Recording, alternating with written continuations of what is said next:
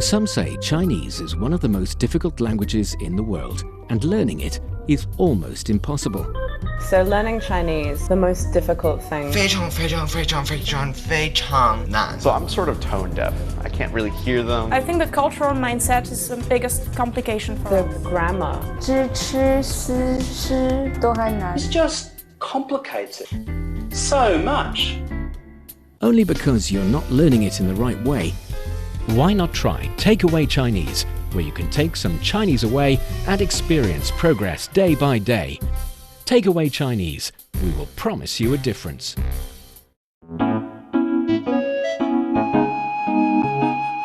你好，欢迎收听随行汉语 I'm 牛红林 Joining me today, Georgia Masset. Hello, Georgia. Hello, everyone. It's always such a pleasure to be here. It's always great to have you here. You know, I feel like doing Takeaway Chinese is one of the favorite things that I have in my life, and another really good one to me is traveling around, because I haven't been doing that for quite a long time and I miss the feeling of going around sightseeing, enjoying a lot of beautiful natural and cultural destinations, and you know, having this very nurturing feeling to both my body and my soul.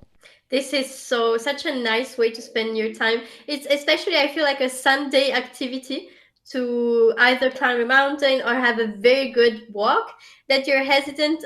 On my side, I'm always hesitant on doing because I'm a bit lazy. But then it's so satisfying to either see the view or just to feel like you moved your body and did something good.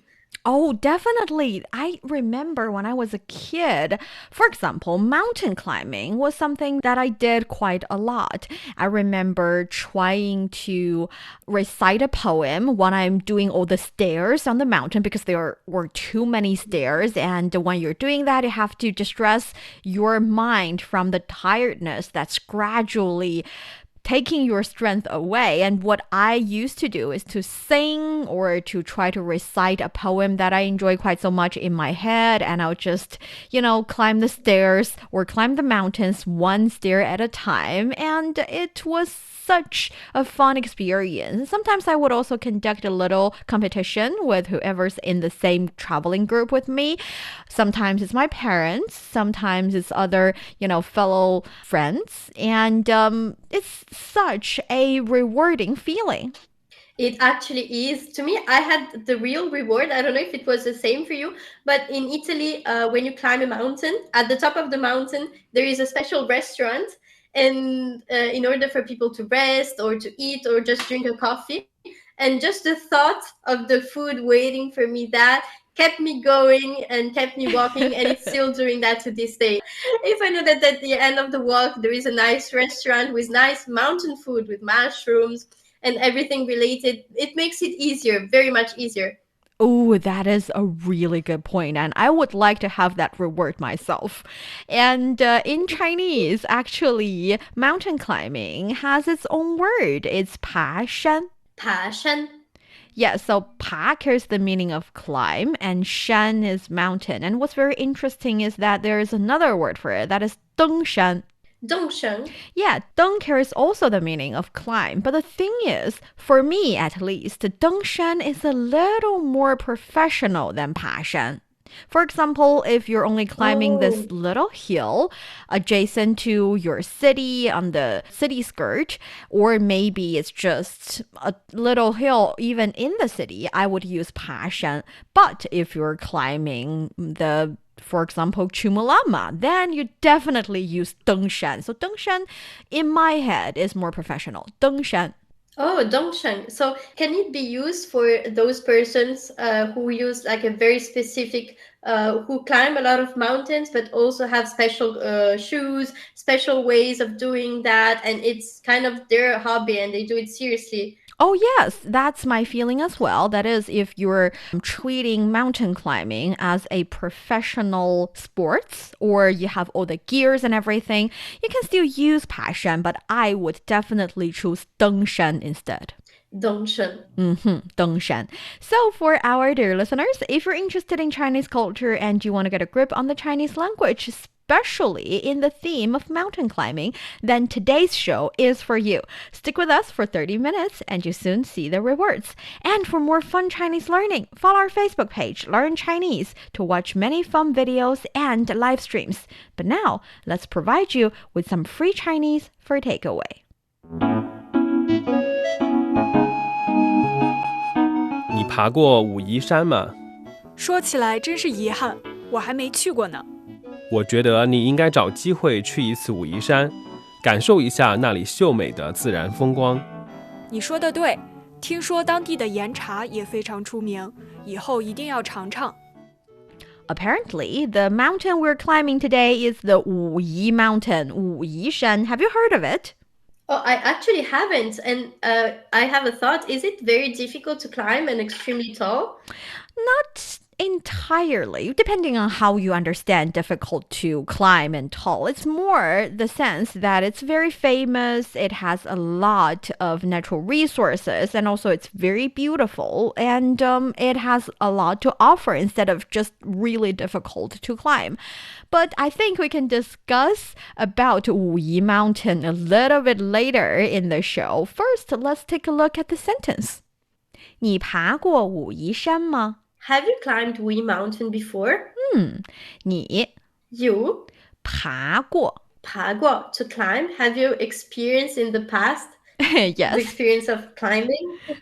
武夷山 Wǔyíshān, our mountain of today. Yes, the Wuyi Mountain. And here, from this sentence, we already know that actually 爬山, this word can be separated and can be used in this way. That is to 爬 certain mountain. We know already that there are different ways to form a word in the Chinese language. One is to have, for example, characters with same or similar meanings put together to form a relatively more official word. And the other is to have a verb kind of character and a noun kind of character to form a word. And 爬山 is definitely the letter. So we know 爬 is to climb and 山 is mountain. So technically speaking, 爬 is the verb and 山 is the noun receiving end of the verb. So 爬山, climb the mountain. And definitely when a word is formed in this way, you can be more specific about the noun. So 爬山 is climb mountain. 爬武夷山 is climb the Wuyi Mountain. 爬喜马拉雅山 is to climb the Himalaya mountain. So see, you can separate the word and add more info into it. Oh, this is such a nice way of constructing verbs in the Chinese language, to put information in between the separate verbs. Yes. And then we also notice the character 过 in the sentence. And 过 actually means to have done something or to have passed a certain period of time. For example, 过年, remember, to celebrate the 年, to celebrate the new year. That'll be 过年. Yes. And 过年. that is why when we have the structure of subject plus verb plus 过 plus object, we're basically seeing something has done or something has been experienced before. Is it something that is finished, or something? It can be still something that's going on to this day? Mostly it's something that's finished, but the stress of this structure is more like I have the experience or I have been experienced this in previous times. For example, 你学过中文吗? Have you ever studied Chinese? Yes. So as long as you've had the experience of learning, for example, 你好, or having the experience of listening to takeaway Chinese, it justifies as 学过中文 because you've had the experience. Of course, you can still be studying it. You can continue studying it. But the key message here is, you've had the experience. Okay, now it makes sense. So it can be a very serious learner or a more casual one, but the experience is the same. Definitely. Or you can say things like 你见过那个人吗? Have you ever seen that person before? Yeah. So seeing that person is the experience we're talking about. And as long as you've seen him before, no matter if it's a very brief passing by or if it's a deep conversation, it does not really matter. As long as the experience of seeing that person has happened before, you can say 我见过他. I've seen him. Okay. And if we omit guò. For example, if I want to see, have you ever seen this movie, 你看过这个电影吗? Can I omit the guò, or is it a mistake? It is definitely necessary for you to say 过 because again, 过 carries the meaning of had the experience before. If you say 我看过这部电影, it means I have seen this movie before, I've watched this movie before. But if you say 我看这部电影, it means I am watching it now. Or 你看这部电影吗? Do you want to watch it? That's the thing about the Chinese language. Sometimes little characters matters a lot because we do not really have a different, for example, past tense for different words. So the tense of the words, the situation of have you done this, or are you doing it, or are you going to do it, has a lot to do with little words in the sentence. So you can definitely not omit 过. Oh yes, the sentence completely changes. Now it makes sense. Thank you. Definitely. And how about we've been to this place before? How can you say that in Chinese? 我们来过这个地方. Yes, 我们来过这个地方. We've been to this place. 我们 we 来 come 过 have already had the experience 这个地方 this place. That's how you say that. Perfect. Let's move on to the next sentence. 说起来真是遗憾。我还没去过呢. Speaking of this, it is regrettable that I haven't been there yet. Yes. So 说起来 Speaking of this, 真是 it really is 遗憾.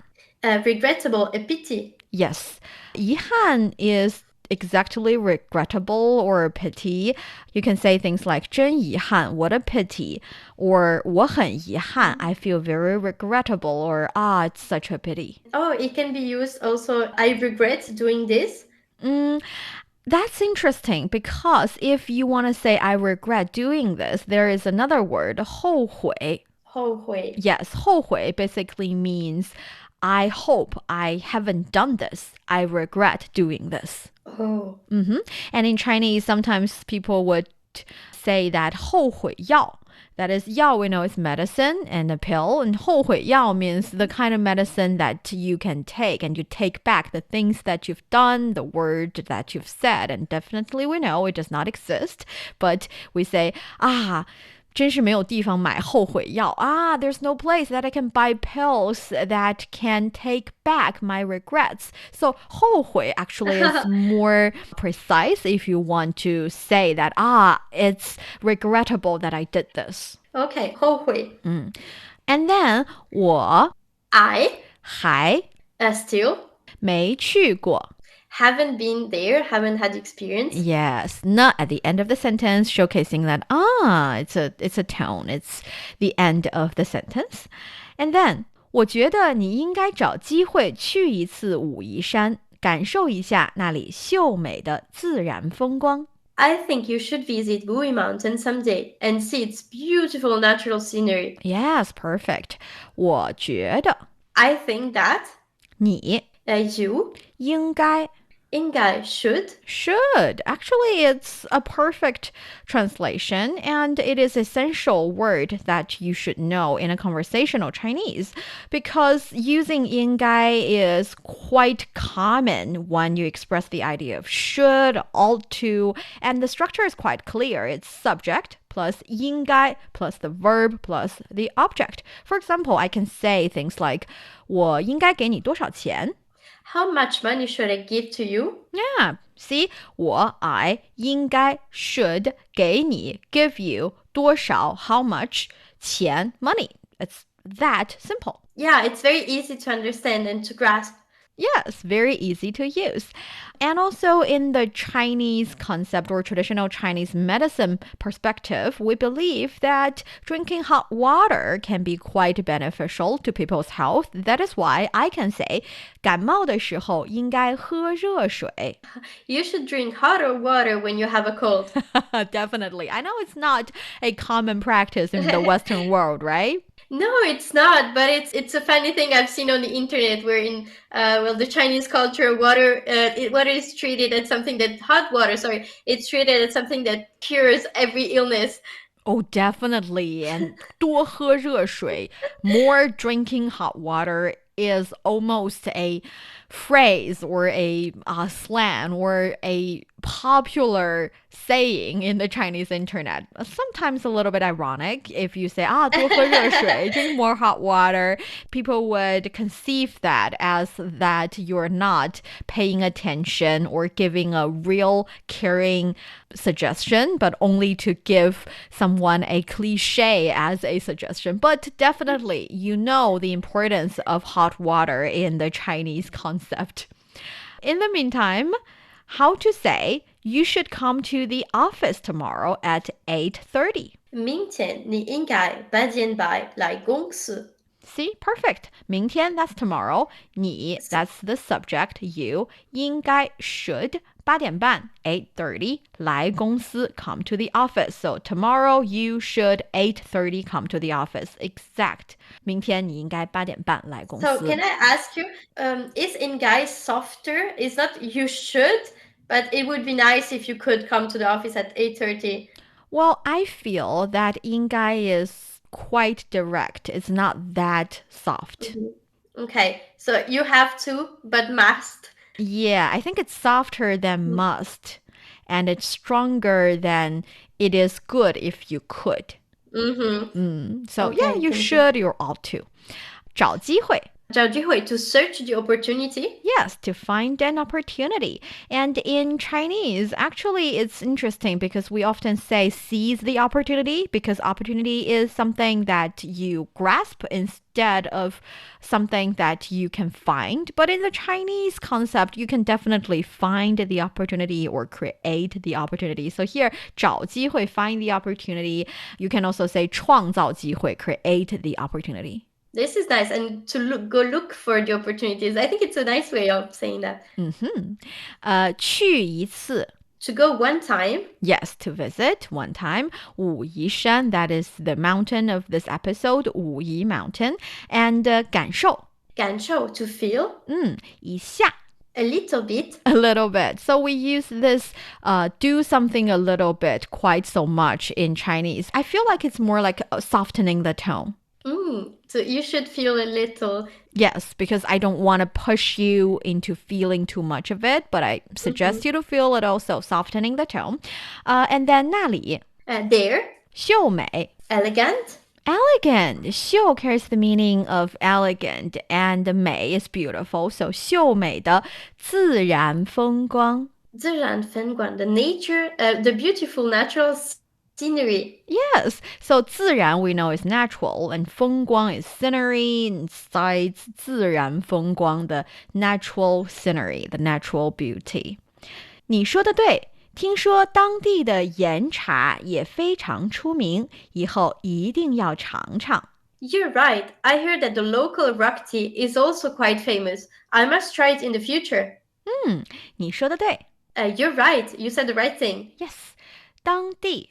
Local. Yes, local. 当地 dang is that or exact that. 地方 place. So at that place. So local.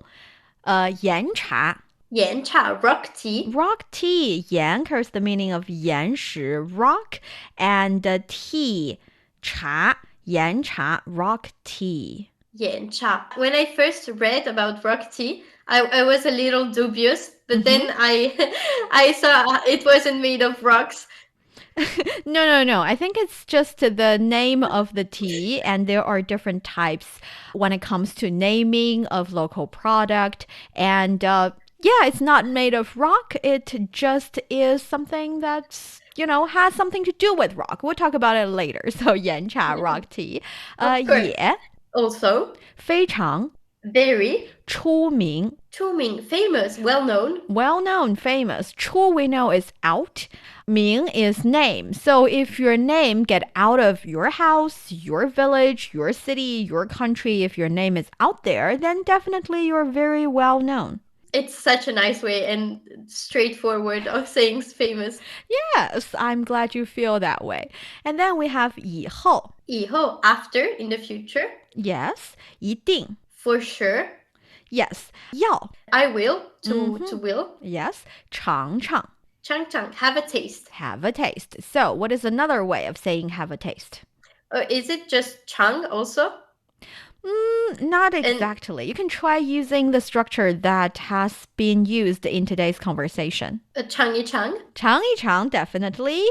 And there's another one. 是尝一下尝一下 right Yes, right? Because you can 感受一下. That's have a little bit of feeling. 尝一下 have a little bit of taste. Yeah. 尝一下 Yes, so actually 尝尝尝一尝尝一下尝一次 have one time of a taste. All of these expressions actually work. Okay, to have a little taste in a casual way. Yes. So that's the conversation. Do you have any other questions? No, I had a lot, but they're all solved. Okay, great. Then let's give the conversation a go. How about I start? Yes. 你爬过武夷山吗？说起来真是遗憾，我还没去过呢。我觉得你应该找机会去一次武夷山，感受一下那里秀美的自然风光。你说的对，听说当地的Yánchá也非常出名，以后一定要尝尝。Perfect. You're listening to Takeaway Chinese with myself, Niu Hongli, and Georgia. We would love to hear from you. Send us your thoughts by email to learnchinese@cri.com.cn. Coming up next, let's talk about mountain climbing and specifically the mountain of today's episode, the Wuyi Mountain. Don't go away, so you will take some Chinese away. Welcome back to Takeaway Chinese. I'm Niu Honglin with Georgia for the show. So Georgia, mountain climbing. Do you know any Chinese word or expression or idiom about mountain climbing or about mountains? I actually don't, and I would love to learn some. Well, I think I want to share with you at least this one, that is 山清水秀. 山清水秀 Yes. In today's conversation, we've had the word 秀美 being graceful, elegant, beautiful. 秀美 Yes. So we know 山 is the mountain, 清 is lush or green, 水 is water, and 秀 is the same 秀 in 秀美. So we're saying it's very beautiful, it's very elegant. And 山清水秀 is usually the word we use to describe this very beautiful landscape, this very beautiful scene of green mountains and great rivers and streams, water in the mountain, making the entire scenery very, very enjoyable. 山清水秀. 山清水秀 I feel like it perfectly describes what mountain represent to us. And I had this image of when you have to climb a mountain and you're standing beneath the mountain, and it looks so, it makes you so, afraid in some way because they're so big, spectacular. And at the same time, when you start climbing it and when you reach the top, I think that that's one of the best feelings, and the pride that comes with it, and of having conquered the mountain and lived what it has to give you. Oh, definitely. And that is why the mountain staying green and the water staying clear is very important in the Chinese context. We also have 绿水青山, and 绿水青山 means lucid water and green mountain. So 绿水青山. 绿水青山 Yes, and Chinese people sometimes say 绿水青山就是金山银山. So 金银 is gold and silver, and golden mountains and silver waters does not stand for the color of the mountains and rivers anymore. It stands for the value of it. So we say a mountain or a beautiful natural scenery in itself is very, very valuable. That's so true, and it's one of the reasons why we have to fight a lot to protect these landscapes that we still have, and it's such a gift. Definitely. And actually, Wuyi Mountain in the conversation is a good example in China where people are protecting mountain areas and discovering new methods to generate wealth sustainably through green access. Actually, the Wuyi Mountain were listed as a UNESCO World Heritage Site for their natural and cultural value. UNESCO describes the region as the most outstanding area for biodiversity conservation and a refuge for a large number of ancient relict species, many of them endemic to China. On October 12, 2021, China announced the first batch of 5 national parks, including Wuyi Mountain National Park. The park has the largest, most complete, and representative example of subtropical forests compared with other areas of the world at the same latitude. So Wuyi Mountain is quite precious. It should be. I love seeing how many efforts locals put into protecting it. And we were talking before about how my curiosity for rock tea, and in the Wuyi Mountains, tea plants cover the slopes and even grow in crevices and tea around them. So the tea bushes that are growing on rocky cliffs on the bottom of the terrain are subjected to direct sunlight only during the middle of the day. And they, for this reason, experience a significant temperature difference between the morning and the evening. These unique conditions have created the Wuyi Mountains an ideal rock tea. And this is something that it's so nice and so good. And the tea industry has been a very important pillar in the local fight against poverty. Yes, it is a very good example of local people holding the philosophy that clear waters and green mountains are as good as mountain of gold and silver. 绿水青山就是金山银山. And we get to see that instead of making the mountain or making the national park a no man's land or make it off limits for human activity, what people actually are doing in the area is to balance environmental protection and economic activity to ensure harmonious development. We talked about 和谐共处, 人与自然和谐共处. Human and nature harmoniously coexist. 人与自然和谐共处. And that brings us to the end of today's Takeaway Chinese. I'm Niu Honglin with Georgia. Thank you so much for listening. For more episodes of the show, you can visit our website at radio.cgtn.com and go to the column podcast. You can also listen to the show and read the script there. Find us wherever you listen to your favorite podcast. Just search for Takeaway Chinese. Don't forget to leave your questions, comments, and a 5-star rating. 感谢收听，我们下次再见。Thank you so much for listening. 再见。